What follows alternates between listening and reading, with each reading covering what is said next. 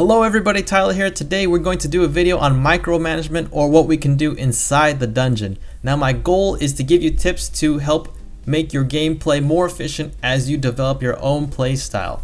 What makes Puzzle & Dragons really fun for me is the fact that you're given so much freedom to solve the board. There's so many ways to solve a board, and no two people will solve it the same way. Even the most experienced players will solve the board differently. So micromanagement is here to help answer some of the more basic questions on how to improve, how to maybe approach the game.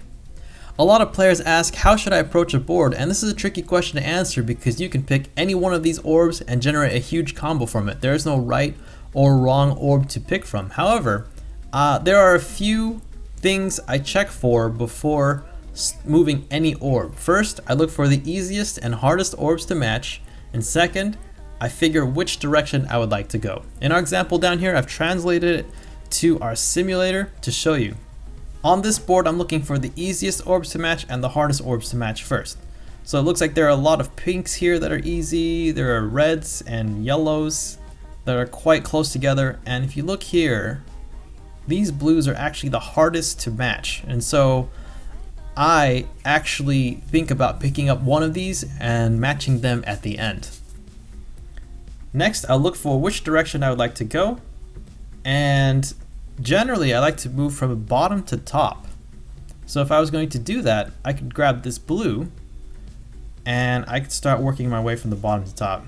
I've used the reds and yellows first. I can match pinks on the corner, then I could do another pink at the top, green here, and that gives me a chance to match the blue in the end.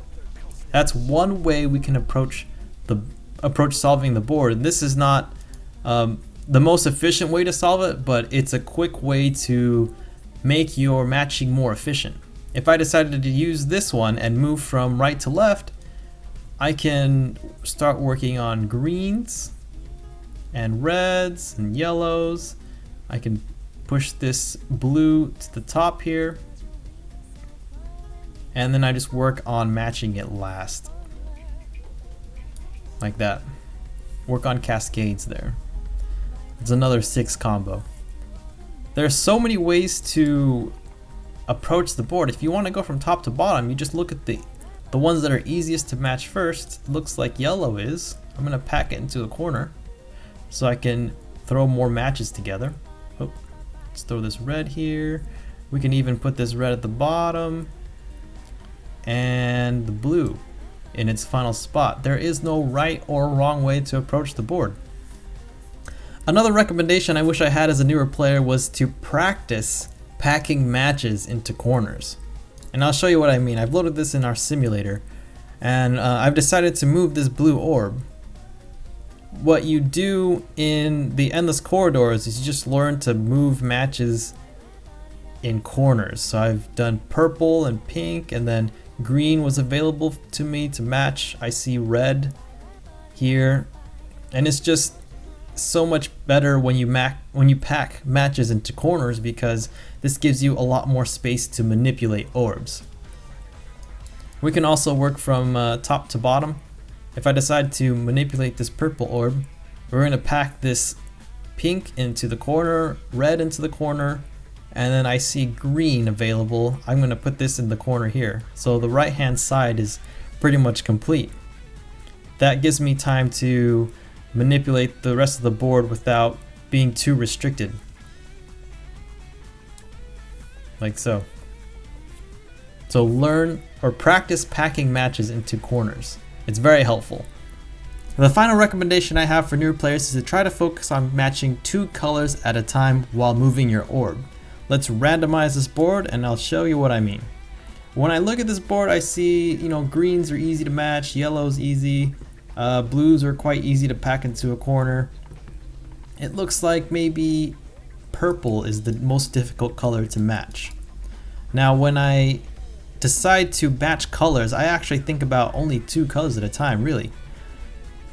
I'd like to start from bottom to top, and then I'm going to end up with my purple somewhere up here. So I'm looking at yellow and blue to match first. So I'm going to do that right now. Yellow and blue packed into the corner. Next, I'm going to think about green and pink. So we've matched green here and pink here. And then I don't see any other colors. I should be running out of time at this point. And then I just throw purple into the corner. So I'm only thinking about 2 colors at a time. I hope you know what I mean. Let's randomize the board again. I'm looking at colors that are easy. Looks like purple's easy. Pinks are kind of easy if I can throw this one down at the bottom. Purple's here, easy. Red and blue's quite easy. It looks like everything's in a quite a favorable spot. I'm just gonna grab any random color. I'm gonna grab this blue because it's easy to match purple and yellow. So see, I'm looking at only 2 colors at a time. Purple, yellow. Then I was thinking about bringing this pink down, so I will pink and green. And it looks like I want to do purple and blue next. Let's do purple and blue. I matched the red while I was on my way to purple, and you know, that's kind of like my mentality of matching orbs.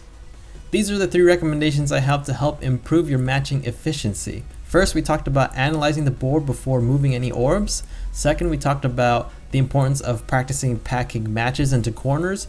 And third, we talked about focusing on matching 2 colors at a time while matching orbs. Keep these recommendations in mind and let me know how they go in the comment section. If you have any questions, also leave me a question in the comment section, or you can send me a personal message on YouTube. Also, click on Callie or Jugliang to subscribe if you like what you see. And on the screen here is it's a sneak peek at my new Callie team. I've been messing with Callie these past few days, and I really like this team. So the next video will be about Callie, and we'll also talk about plus eggs. I just like to take the time to thank everybody for watching, and thank you for subscribing. I never thought it would get so big, so thank you so much. I really appreciate it. But until next time, guys, I'll see you later.